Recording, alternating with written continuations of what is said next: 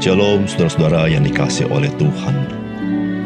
Apakah yang menjadi sebuah perbedaan yang sangat-sangat signifikan dan penting antara kekristenan dengan yang lain?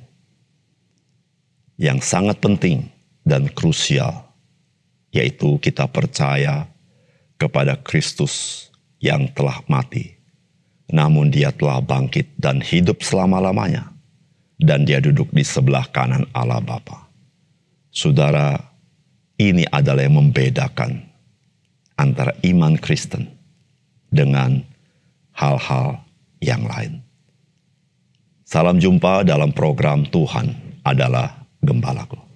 Saudara, firman Tuhan mengajarkan kepada kita bahwa iman Kristen itu berdasar kepada Kristus yang bangkit dari antara orang mati.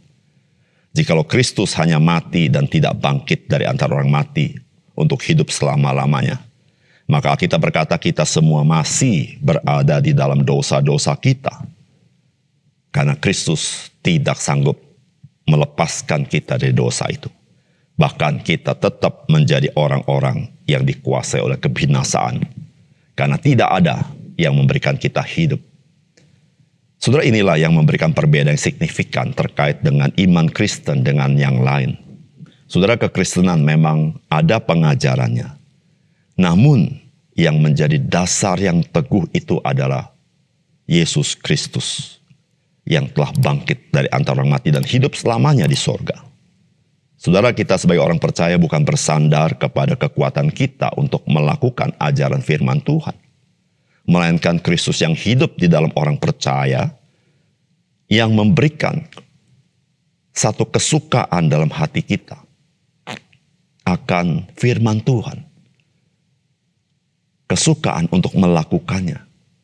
Karena Kristus yang hidup itu, Dia mentransformasi hati, pikiran, keinginan kita.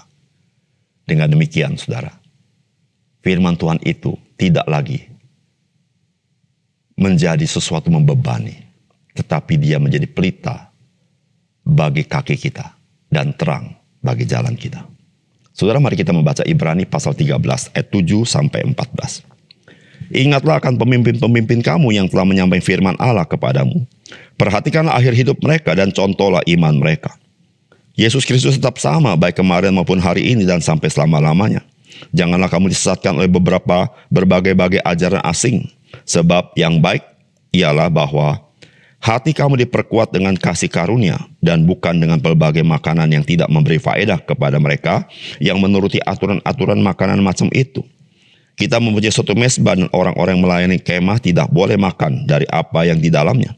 Karena tubuh binatang-binatang yang darahnya dibawa masuk ke tempat kudus oleh imam besar sebagai korban penghapus dosa dibakar di luar perkemahan.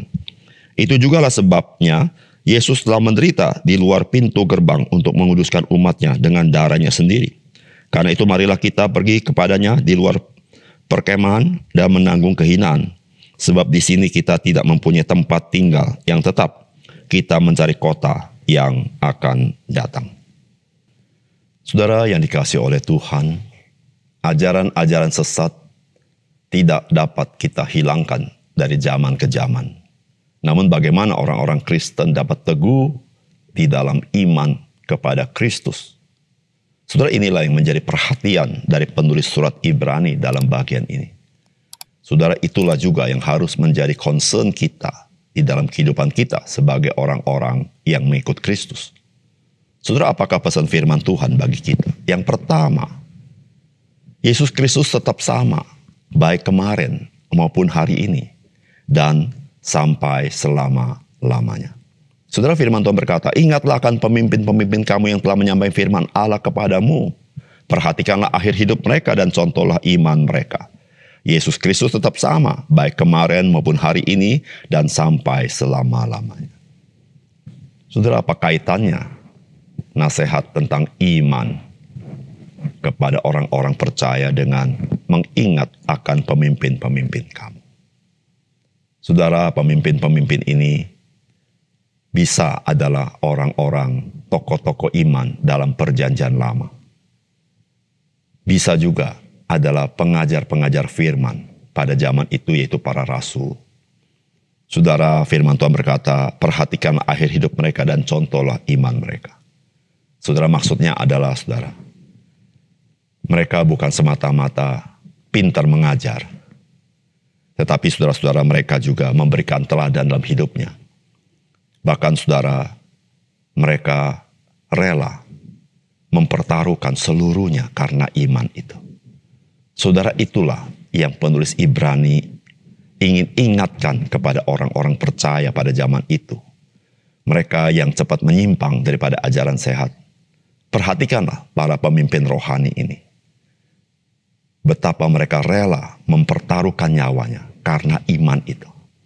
Biarlah itulah yang menjadi satu dorongan bagi orang percaya, pertimbangan orang percaya. Mengapa para tokoh-tokoh iman ini rela seperti itu? Saudara, jikalau iman itu yang sejati itu bukanlah iman yang sebenar-benarnya, saudara, mereka yang berkorban ini, mereka menjadi orang-orang yang tidak beruntung. Namun saudara, tidak demikian dengan mereka. Mereka adalah saksi-saksi mata dari apa yang Tuhan janjikan. Mereka adalah saksi-saksi mata dari apa yang Tuhan genapi. Saudara, para pemimpin-pemimpin rohani ini, mereka sudah tidak ada, sudah meninggal mungkin pada zaman itu. Apatah lagi para tokoh-tokoh iman dalam perjanjian lama. Jadi bagaimana dengan orang Kristen? Saudara, disitulah saudara, di ayat berikutnya, penulis surat Ibrani berkata, Yesus Kristus tetap sama sampai selama-lamanya. Baik kemarin maupun hari ini, bahkan sampai selama-lamanya. Saudara, jika tokoh-tokoh, pemimpin-pemimpin rohani sudah wafat, tidak bersama-sama mereka. Mereka hanya mengingat teladan mereka. Tidak demikian dengan Yesus Kristus. Itu yang membedakan Yesus Kristus dengan para religius. Dengan tokoh-tokoh siapapun, saudara-saudara di dunia ini. Tokoh yang terhormat, tokoh-tokoh yang berkuasa, tokoh-tokoh yang dianggap kudus dan sebagainya. Saudara, mereka sudah meninggal. Tetapi Yesus Kristus, Alkitab katakan tetap sama. Baik kemarin maupun hari ini dan sampai selama-lamanya. Mengapa demikian? Karena Yesus Kristus, dia hidup selama-lamanya. Saudara, dia tidak berubah. Karena Alkitab mengatakan saudara-saudara dalam hidupnya sebagai manusia waktu dia inkarnasi. Ia telah mempersembahkan doa dan permohonan dengan ratap tangis dan keluhan kepada dia yang sanggup menyelamatkan dia dari maut. Dan oleh karena kesalehannya ia telah didengar. Namun bukan saja pada waktu dia inkarnasi dia bersyafaat kepada Bapa.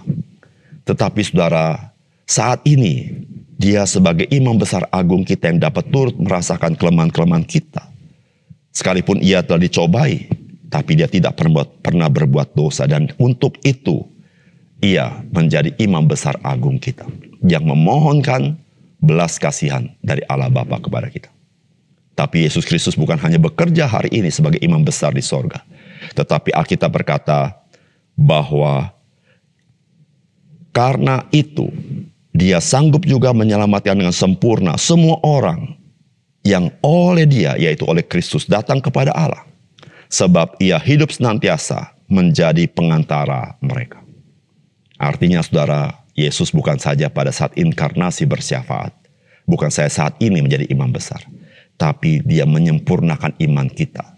Karena Alkitab berkata ia hidup senantiasa untuk menjadi pengantara mereka. Di situ saudara dikatakan, Yesus Kristus, dia tetap sama baik kemarin maupun hari ini. Dan sampai selama-lamanya. Dia pembela kita. Dialah yang memberikan kita iman. Dan dia yang menyempurnakan iman kita. Saudara, mari kita bersandar kepada Kristus. Yang kedua, saudara, hal yang sifatnya materi bukan pada dirinya hakikat itu. Hakikat yang sesungguhnya adalah kepada perkara yang rohani dan yang kekal. Yang Kristus telah kerjakan dan berikan bagi kita. Saudara, firman Tuhan berkata, janganlah kamu disesatkan oleh berbagai-bagai ajaran asing, sebab yang baik ialah bahwa hati kamu diperkuat dengan kasih karunia, dan bukan dengan pelbagai makanan yang tidak memberi faedah kepada mereka yang menuruti aturan-aturan makanan macam itu. Kita mempunyai suatu mesbah dan orang-orang melayani kemah tidak boleh makan dari apa yang di dalamnya. Karena tubuh binatang-binatang darahnya dibawa masuk ke tempat kudus oleh imam besar, sebagai korban penghapus dosa dibakar di luar perkemahan. Itu jugalah sebabnya Yesus telah menderita di luar pintu gerbang untuk menguduskan umatnya dengan darahnya sendiri. Karena itu, marilah kita pergi kepadanya di luar perkemahan dan menanggung kehinaan. Sebab di sini kita tidak mempunyai tempat tinggal yang tetap, kita mencari kota yang akan datang.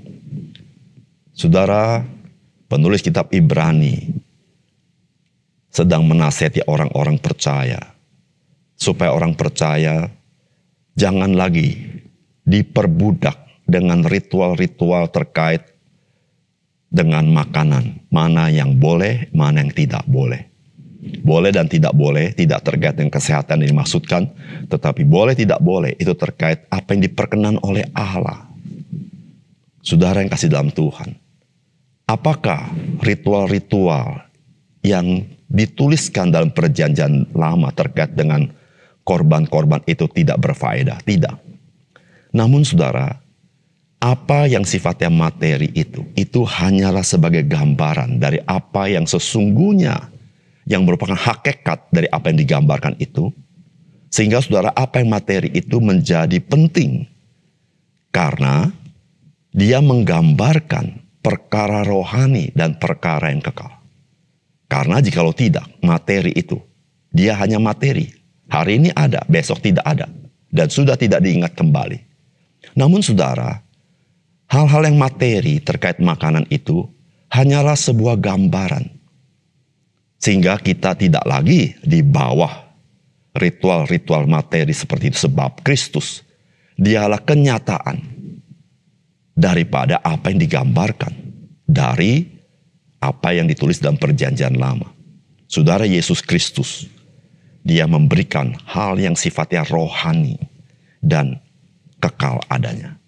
Saudara, di situ saudara, Kristus, dia mati di luar pintu gerbang kota Yerusalem. Saudara, demikian juga korban. Saudara, dibakar di luar perkemahan. Saudara, apa artinya bagi kita? Saudara, penulis kitab Ibrani, jikalau Kristus, dia mempersembahkan diri di luar kota Yerusalem, itu artinya dia menanggung kehinaan. Maka saudara, kita sebagai orang percaya, mari kita menghampiri dia di luar pintu perkemahan. Artinya, kita rela membayar harga karena Kristus telah rela menanggung kehinaan, bahkan mati untuk menanggung dosa kita. Saudara, disitulah saudara-saudara, kita boleh menerima perkara-perkara yang rohani, perkara-perkara yang kekal. Dan kita jangan diperbudak lagi oleh hal-hal yang sifatnya materi. Ritual-ritual materi untuk mencari perkenanan Tuhan. Karena kitalah orang-orang yang diperkenan Tuhan di dalam Kristus. Dan mari kita hidup hanya untuk Kristus. Menyerahkan hidup kita, rela bayar harga, karena kasih karunia yang Tuhan berikan kepada kita. Mari kita berdoa. Bapa surga, terima kasih untuk kebenaran firman-Mu. Biarlah sekali lagi firman-Mu mencelikkan mata rohani kami, bahwa Kristus, Engkau satu-satunya yang tidak berubah itu. Dan Engkau adalah Imam Besar Agung. Bukan saja untuk masa lalu, tetapi masa kini. Bukan hanya masa kini, bahkan sampai selama-lamanya Engkaulah yang menyempurnakan iman kami. Terima kasih Tuhan, dalam nama Tuhan Yesus kami berdoa. Amin.